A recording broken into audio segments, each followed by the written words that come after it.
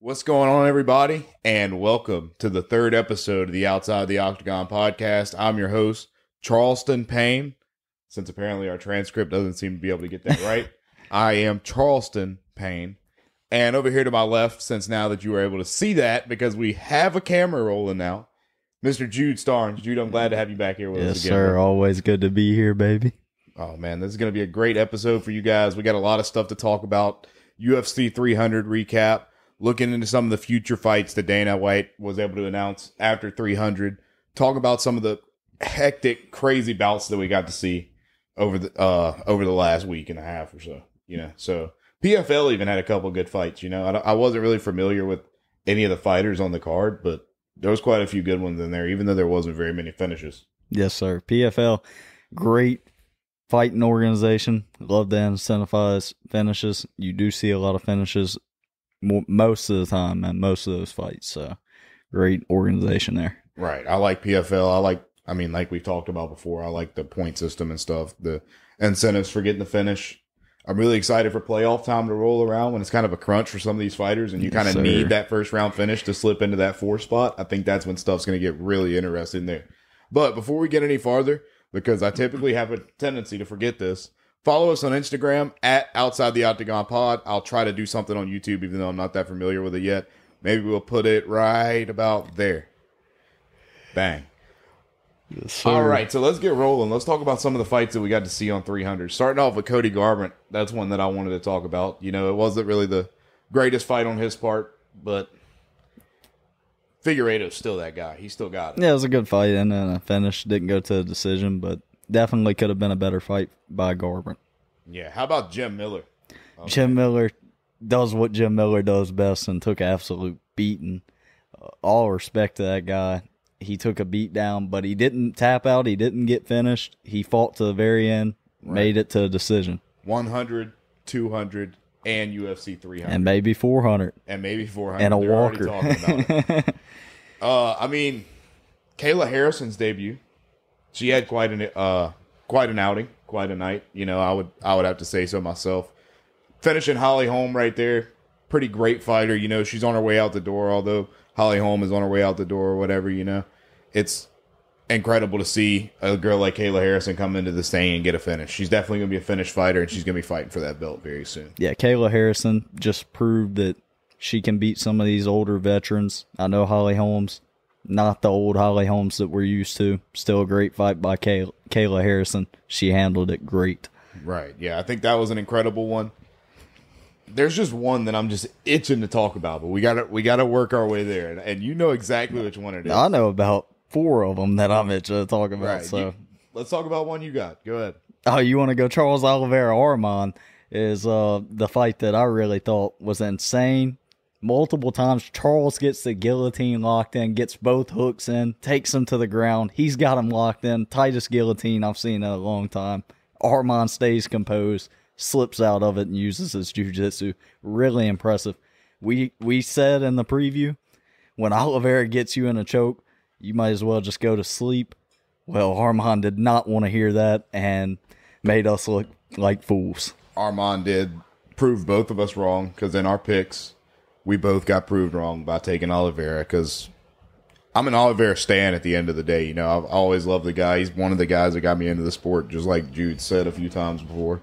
One of the trailblazers for us to get us into the game of MMA and cause us to be able to, in turn, have what we have now. A podcast set up with a camera at us now, which is, I don't know. I'm going to mention that a lot throughout this episode because that's just so cool to me. I've been waiting for this moment for a long time, and it is here. It is upon us. We have a camera. You can see what we're talking about. You can see our expressions from everything that we're mentioning, and that's just incredible.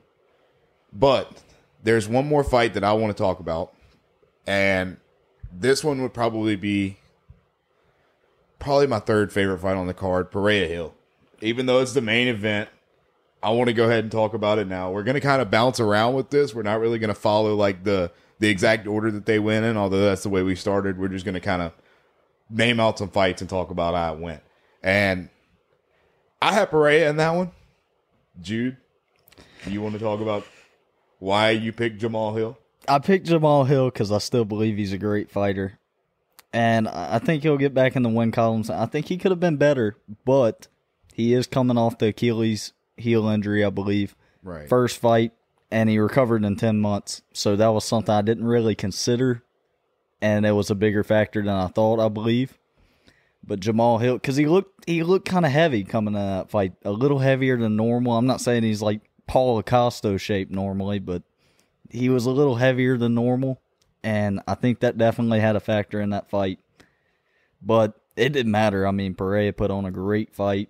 And Jamal Hill, I mean, he landed a couple shots early, but Pereira just, he's such a hard puncher. So hard to stand in there and eat his shots, and Jamal Hill couldn't do that. Pereira really only put like one big combo on him, and that's the one that finished the fight. Like, knocked him down while he was falling. Eyes were rolling in the back of the head. Like, it was just incredible. Like, knocked him out, then gets on top of him, puts the hammer fist down. How many hammer fists would you have said that was? Like, I was watching and I'm counting, and I'll lose count at like 15. Yeah, it was a lot. So he really got the finish. Like, he was chasing something big, like, because of all the stuff Sweet Dreams was talking and all the smack going on.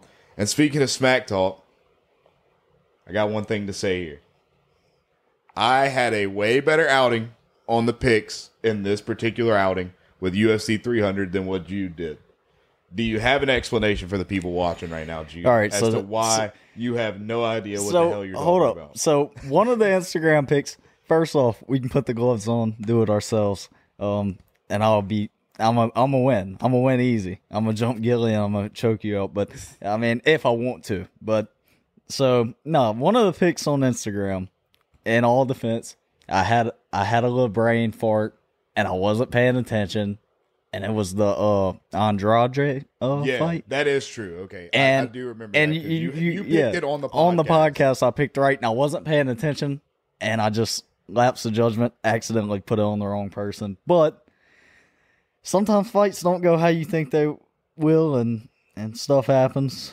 This wasn't my greatest outing, probably one of my worst outings in a while. So hopefully, I can bounce back with the UFC 301 and UFC 302, and I think I'm going to be very right on UFC 302, by the way. So right, yeah, I'm looking forward to 302 because that's going to be crazy. Hopefully, Jude and I will be in attendance. We're trying to work it out right now to make it out there to Newark, New Jersey, and make a little trip. Make a little weekend binge. Out there in the Jersey.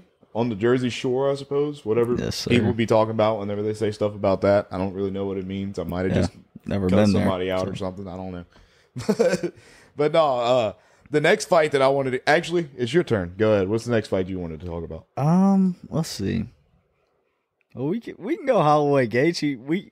Let's save that. Yeah. So we'll just go Bo Nickel, Cody Brundage. And I think that Cody Brundage, honestly, he still impressed me. Like I said, I thought that he would put on a fight. He really did look good early in the fight, and then Bo Nickel kind of used his wrestling to get the fight finished. Bo Nickel still looks great. And Cody Brundage's defense, I think Cody's going to be a great fighter, but it wasn't fair for him to be matched up with Bo Nickel, and it's not fair for any of these guys to be matched up with Bo Nickel. Give him a real fighter. Give him Khamzat right now. Yeah, him and Khamzat definitely have to fight at some point. Like, Khamzat Whitaker is going to be a great fight because Khamzat's what? Is he 13-0 or 17-0? I think he's 17-0. Yeah, he's ridiculous. Guy's an absolute beast. I don't know how that fight's going to pan out. We'll talk about it more towards June 22nd on that fight night date in Saudi Arabia, right? It's where that one's going to be held? Yes, I believe so. Yeah, that's going to be an electrifying card. It's going to be really electric because we're probably going to have to wake up at 10 a.m. to watch it. So For real. It's gonna start my day off A-okay. I can't complain about that myself personally. But the next fight that I would like to talk about would be Jiri Prochazka versus Alexander Rock. Another great fight. I had Jiri. Jude also had Jiri. So we didn't disagree with that one. I am kind of glad that within our picks there was some little in-house disagreement, for us, because that made it a little easier to talk about whenever it got time for the recap episode. So, maybe we'll be able to get into some more of those after a while, like such as Holloway Gaethje here in a little bit. We'll get to talking about that one, but we'll save that for the end because our predictions were my predictions were absolutely right for it, but we'll get to that later. Jiri Prochazka, man. Yeah. Animal. And Rakic looked really good in that fight, though. He was landing way more shots than Jiri, and there's a moment there where I was like, man, Jiri, he better be careful because this could end soon if he just keeps landing them. And Jiri's starting to turn red. There's some shots landed. Then out of nowhere, it's like Jiri just catches gear and he starts landing some shots. He pressures him, gets him up against the fence, and next thing you know, Jiri's walking away with the knockout. Right. Like he does so many times. I mean, that's just the fighter he is.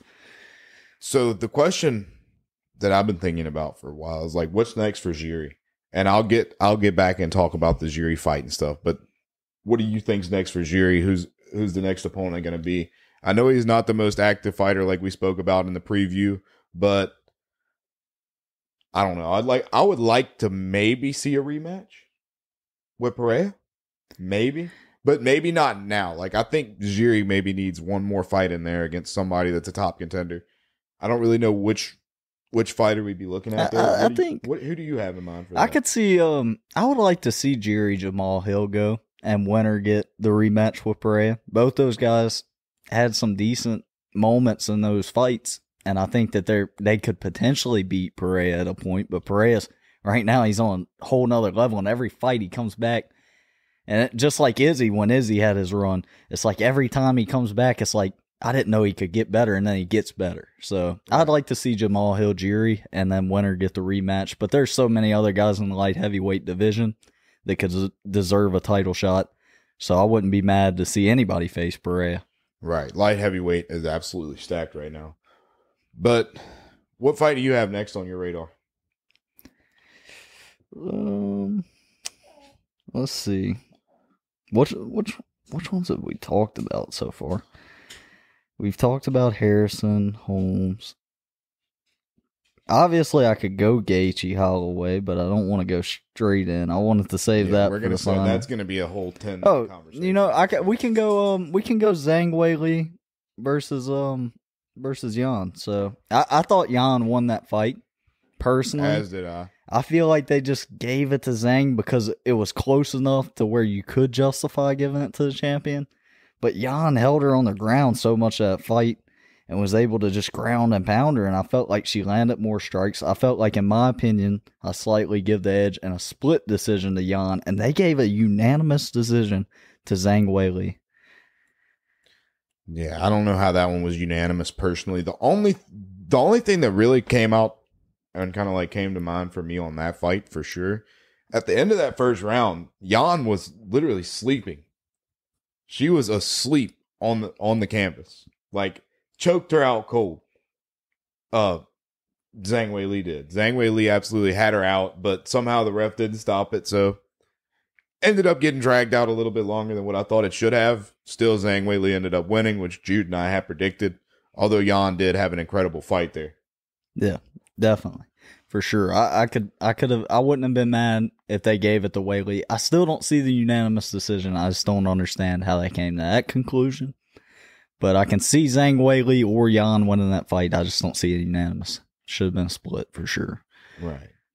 So we'll save Holloway Gaethje for towards the end of the episode and recap that, just because that's the craziest UFC moment that I've, as a fan of this sport for the last probably 3, 4, 5 years or so, that's the craziest moment I ever seen watching it. It was ridiculous. It was great insane. Fight. But fight. I mean, I'm excited to get into that. But meanwhile, there was something that you brought up earlier, and I think we have to speak on, and that's UFC 302. Some of our predictions, like way too early. Like we'll get into it, of course, whenever the time comes and we're closer to that event. But I kind of would like to go ahead and get some like early prediction out for it. All right. Well, I'm down for that. But one more thing before we leave UFC 300. I just want to put this out there. Diego Lopez. Insane performance by Diego Lopez. I'm sorry I disrespected that guy. Absolute beast. I went back and watched some more of his fights. That was my fault. My fault. Lack of judgment by me. I shouldn't have judged him so hard. Diego Lopez. You go back and watch his fights, and it's like, why is this guy not more talked about? I mean, he could definitely run the featherweight division, and he looks like he's starting to hit a point in his career where he could be reaching that high. Yeah, I mean, he's also still really young as well. Yeah. He's got a really high ceiling. He's not even into his prime yet, and he's fighting like a fighter that's been in his prime for the last few years. And he's been running this thing. And you gotta love his hairdo, the mullet. Yeah, the mullet's absolutely ridiculous. But speaking of 300, there's one fight that I absolutely skipped over somehow. Jalen Turner knocked down Moicano and walks off with his hands up like this, he just did something. It's crazy. And didn't even finish the fight. The ref didn't say it was over. He didn't call the fight. No stoppage, no anything like that. And you just turn around and walk it off. Like, you're not that guy, pal. And then, in turn, the next round rolls around, and you get ground and pounded out of the octagon on UFC 300 when you had the KO, easy money. I think Jalen Turner, should he have threw some hammer fists into the fight? Probably. He would have won for sure. He definitely had it where he wanted it. He just needed to throw some hammer fists, and Moicano would have been out. But I can't blame him, because I when he landed, I thought that was over. I thought the ref was going to stop it right there. But, you got to be sure. You can't just walk away. So it was a flush shot, but still, like, he wasn't out on the way down. Like, the Jamal Hill fight almost could have got called when Jamal was on the way down, because his eyes were in the back of his head. Yeah, Moicano just like got knocked down, like he was ready to get back up already as soon as he hit the canvas. There wasn't that option for Jamal Hill, but that fight went on to some hammer fists, and Jalen Turner just throws his hands up like sure, you just knocked the guy down towards the end of the first round, but what happened midway through the second round? He gets on top of you, he gets ground control, and he hammer fists you until you can't see anymore. You can't just showboat when you get a knockdown. This isn't boxing. This is not the Ryan Garcia fight that Jude and I watched last night. When you knock somebody down in the UFC and the ref does not say it's over, get on him and get the finish. Even if he's a better wrestler than you, if you stun him good enough like the way Jalen Turner did, you have got to get down there and you've got to get some hammer fist in. And I'm no MMA coach or not. I am an expert. I like to think I am, actually. Let me not even say that I'm not. I'm certainly an expert. But you have to get it doesn't have to be a hammer fist. You just got to get on top of him and ground and pound when you got him on the ground. Like, the hard work was already done. Yeah, I don't know. I don't know what to say on it. Definitely could have been handled better by Jalen Turner. There's no doubt about that. Right. Yeah, I don't know. It was... I don't know. It really upset me. It really did upset me. Mostly just because I had Jalen Turner as a pick, and that was like my third one to go wrong on the entire card. I think I got every fight on the main card right except Oliveira, though. Yeah, and that fight was still... And Armand got choked out by the guillotine and got out of it, and then at the end of the fight, he's about to go to sleep and somehow stays awake. I have no problem with admitting that was a great fight. I thought that was going to be the fight of the night after I saw that one, but obviously it wasn't. But Armand really put on a show with his submission defense. I've never seen somebody with such good submission defense in that fight, or in a fight ever. So it's insane. Especially not from Charles Oliveira submission. Yeah, because Charles you and I Oliveira's both no said, joke. and you apologized for it already in this episode. You and I both said if Charles Oliveira gets your back, or if he gets you in any type of choke or any type of submission attempt, you might as well tap before he even gets all the way locked in, because you're going to sleep. Charles literally had him so locked at the end of the third round, he was sticking his tongue out. Like, he thought he had put him to sleep. And then Armand just gets up after being in a ghillie for the past, what was it, like 15 seconds? Dude, the last 15 seconds of the fight or so? Yeah, it was like 30, 40 seconds. It was honestly a long time. Sleeping. The ref's picking his hand up, and he's putting his thumb up. Like, right. what are yeah, I don't he's know. like, I'm fine. It's like he had an oxygen tank on. I don't know. Yeah, I have no idea. That was ridiculous, though.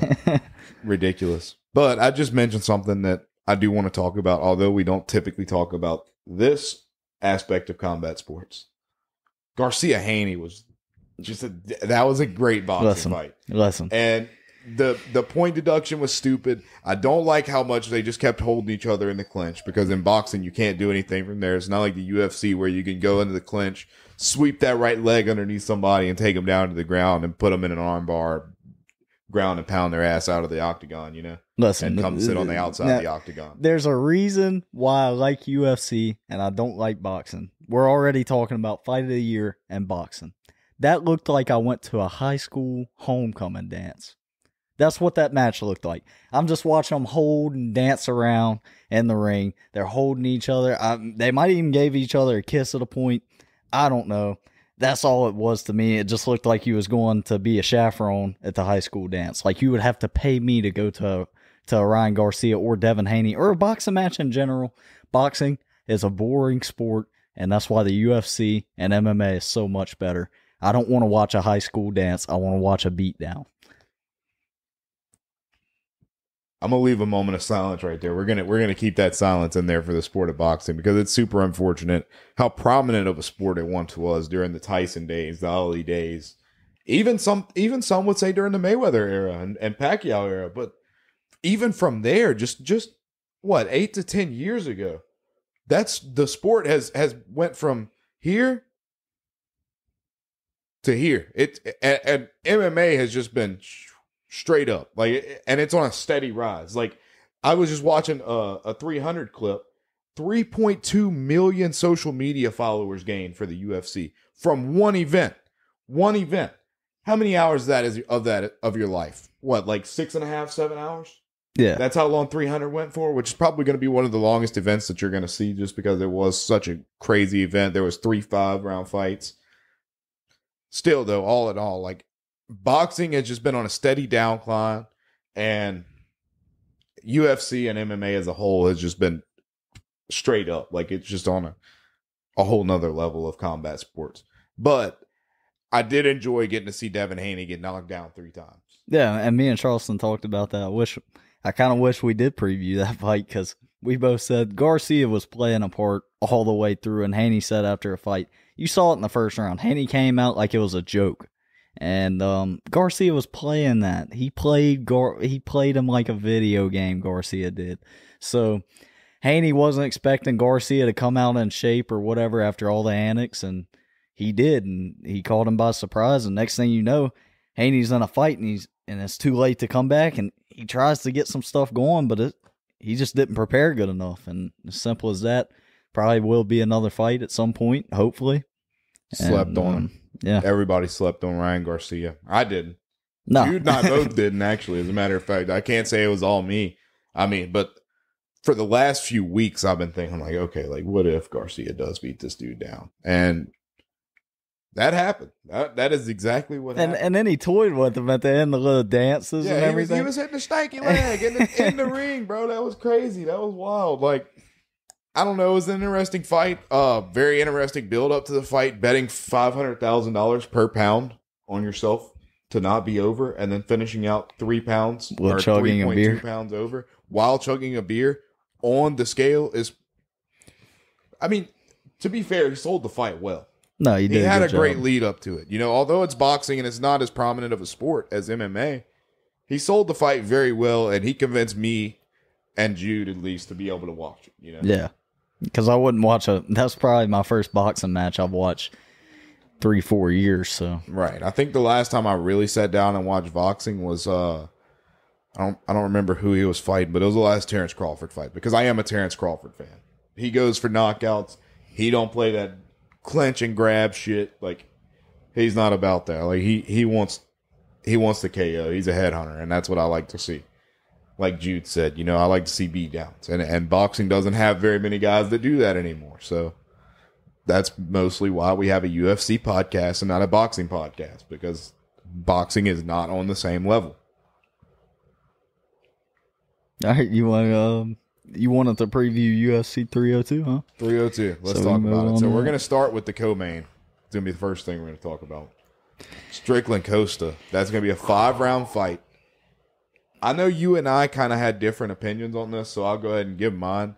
I think Strickland wins by a championship round KO, whether it be in the 4th or the 5th. I think that's where Strickland wins. The reason being, Strickland is a low output first 2-round fighter, And then first 1.5 rounds, he's very low output, rather. And then after that, he starts to increase the output, whereas Paulo Costa gasses himself out in the first round and a half, 2 rounds. So going to those championship rounds is somewhere Paulo Costa hasn't been. So that's why I think Sean Strickland, late round KO, whether it be the 4th or the 5th, I can't tell you. Like I said, this is the way too early predictions. We'll check them out at the press conference and stuff, see how these guys are talking, because they're two great athletes on the mic. I love watching the way they build fights. So I'm excited for this one. Yeah, and I could see this fight going either way for sure. Sean Strickland does a good job fighting behind the jab. Paulo Costa uses body kicks and leg kicks oftentimes, and he's definitely got the power in the hooks. I don't believe Paulo Costa gasses out like most people say. I think that he's got incredible stamina. Look at the guy. I mean, incredible shape. He's so hard to hurt, too. He's so hard to hurt. You watched him in the Whitaker fight, and he's just eating leg kicks. His leg's just brown. It is rotten at that point. And he's just sticking his tongue out toying with Robert Whitaker. So, it's so hard to fight a guy like Paulo Costa because it's like he does not show. He's got such a good poker face. He doesn't show the damage. It's easy to get frustrated. So I could really see this going either way, but Sean Strickland always going to do a really good job fighting behind the jab. He does fight with the Philly shell defense, and I believe that could leave him open to some body kicks. So I think Paulo Costa will do a good job targeting the body, and he will do more damage to Sean Strickland's body than anybody has done before. Wow, what a take. And very good explanation as to why as well. I'll give you that. And I gave my side of the story. You've made your case. And you said it could go either way. So you got to give us something here. You can't just leave us on the edge. Which one do you have?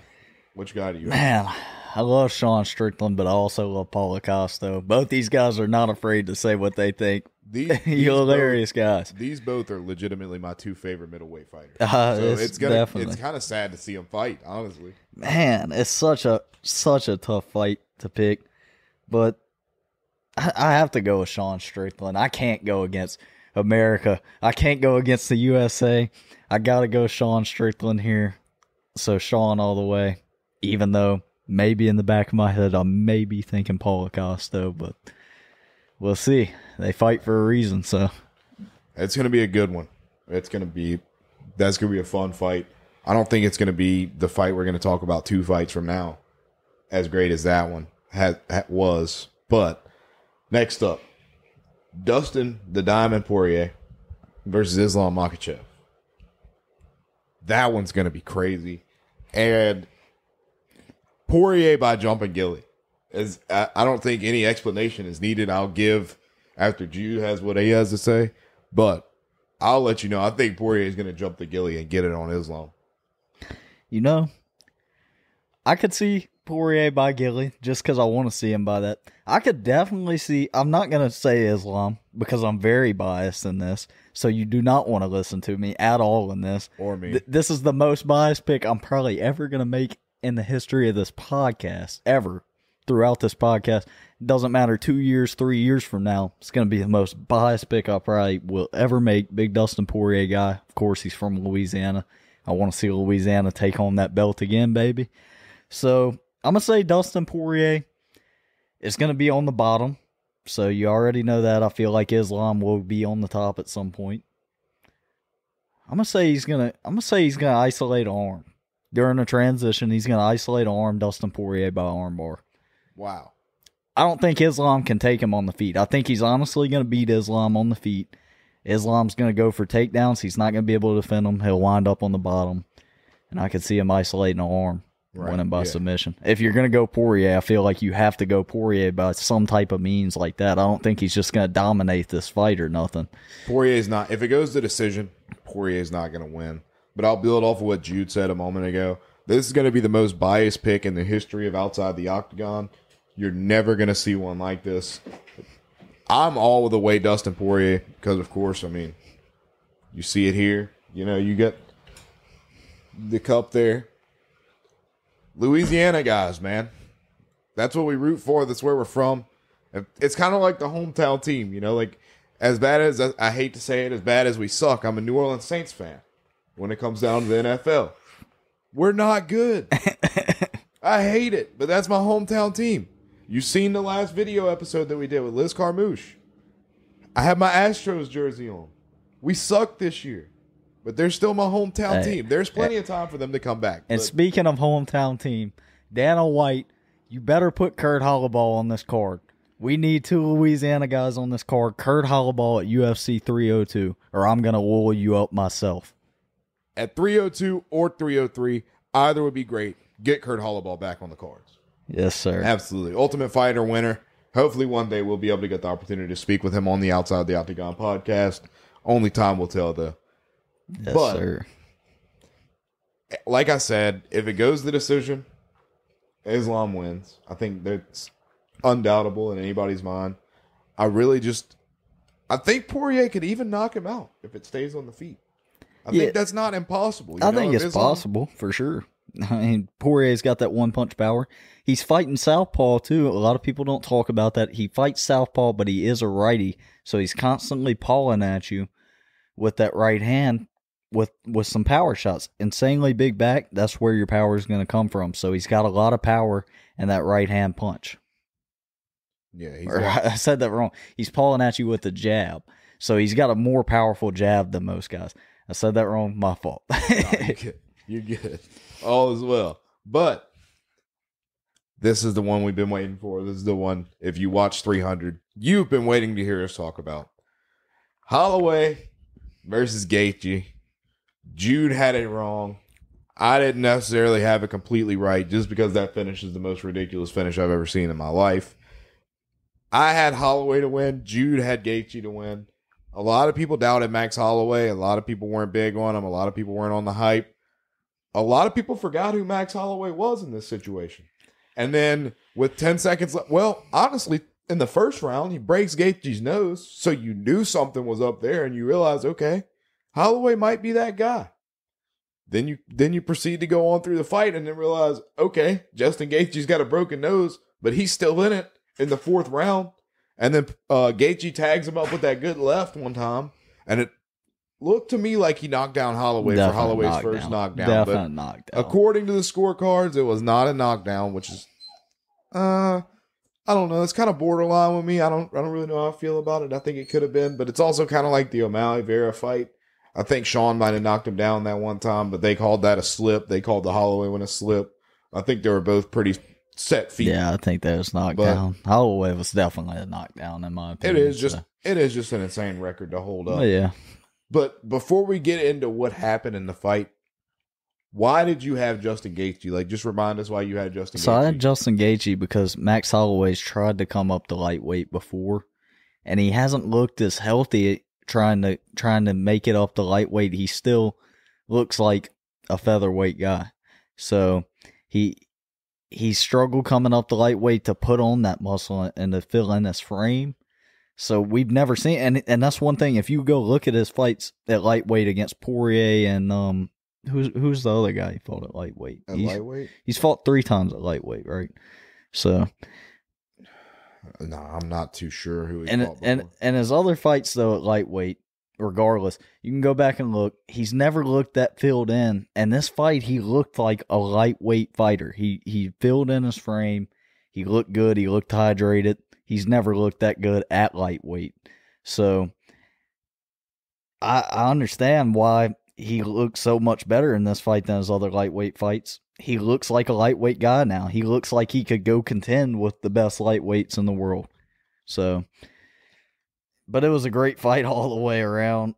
We wasn't completely wrong. We predicted fight of the night on that one. Yeah, we had fight of the night. That's why we saved it for last. And obviously everybody knew. BMF belts on the line. 2 bad guys. No way that it don't end in knockout, which I thought it was going to end in a decision because they would be kind of, filling each other out a lot of the fight. Great job by Max Holloway, the spinning body kicks, and he was landing on the Gaethje's head. Gaethje kept going low throughout the whole fight, and I don't see how his corner didn't see that and tell him, look, you got to stop going low. Because every time he was ducking low, Holloway's throwing a spinning kick to the body, and it caught him multiple times. That's what broke his nose in the first round. At the end of it, final seconds, he tries to throw the spinning body kick, and Gaethje ducks straight into it. And then the cut man did an absolutely great job. And round two, he's blowing blood out his nose and was struggling to breathe. Round three, Gaethje's cut man did a great job, and so he was able to breathe again. No blood's coming out. And he gets back in the fight, and he's got Holloway on the ropes. He's winning the third round, probably, in my opinion. Fourth round, he looks good. And he's in the fight again. Round 5, you can just see Holloway just did too much damage to the nose, and he couldn't take it anymore. Great job by Gaethje, though. How about those last 10 seconds, dude? You see Holloway right here. It's all right here. Leave it in the center of this octagon. Mark Goddard literally screamed like, "Oh!" whenever the knockout happened. Like, everybody was just shook. Like, Israel Adesanya, jaw dropped. The only person that wasn't shook by it was Ilya, because I think it scared the shit out of him. Yeah. Because Ilya has to fight Max Holloway next. There's no doubt about it. And I think seeing Max Holloway go to the center of the octagon, do this with 10 seconds left, with the guy who at the time was the BMF and still is a BMF, in my opinion, might not be the, but he is a, to just go in the center of the octagon, point down at it, and go with the last 10 seconds and throw him nonstop. Just let him have it. Like, that was just ridiculous to see. And I thought Gaethje died. Like, I thought he was dead after that. That's the most brutal knockout probably since the Josh Emmett knockout on Bryce Mitchell. Right. Yeah, that was brutal. That was scary. Like, I remember my dad called me and he's like, "What just happened in that fight? I missed it. I was walking back to my room or whatever." And I was like, "Man," I was like, "You missed it for sure." I was like, and then Jude calls me and Jude's like, because I had walked out right after the knockout to tell my dad what had happened. Jude calls me, "Yo, man, I think Gaethje's dead." So I go back in there and he's still laying down. And this is like probably 4 or 5 minutes after the knockout. It was brutal. Insane. Incredible fight. Max Holloway is the BMF. He's a blessed man forever. And like he was screaming at the end of that during the post-fight interview with Joe Rogan, "I'm him, you guys. I am him." And he was right. He is him. Get down. And I guess that's pretty much a wrap. I mean, we covered all we had to cover in this one. We recapped all 300, all the fights that really stood out to me and everything. You know, I thought there was a lot of great fights on the card. I think we covered all the great fights. Said what we had to say about them. Jude, how'd you feel about the fights and the card as a whole? No, UFC 300 did not disappoint. These cards, they just keep getting better. UFC, MMA as a whole keeps on getting better. We'll have plenty more for you coming in future episodes, and we're hopefully like the UFC, we're going to continue to grow and get better. So right, steady rise here, boys. Thank you for watching, brother. Yes, sir. No, I can't steal that from that guy. I'm gonna leave that in there. But what a legend Sketch is. Hopefully, we can have Sketch talk about the UFC one day with us. Yeah, how cool would that shit be? Just in a whole, we got plenty of cool guests in this podcast. Just stay with us, because I promise you it's going to get so much better, and it's going to blow. Right. A lot of room to grow. First camera episode. This is great. It's been great. Very grateful to have you by my side again here, Jude. Thank you for being here, buddy. Yes, as sir. Always. And that does it for the third Outside the Octagon episode. And thank you guys for listening. Thank you for being here. Follow us on Instagram at Outside the Octagon Pod _ and subscribe to the YouTube channel if you're watching this with video for the first time.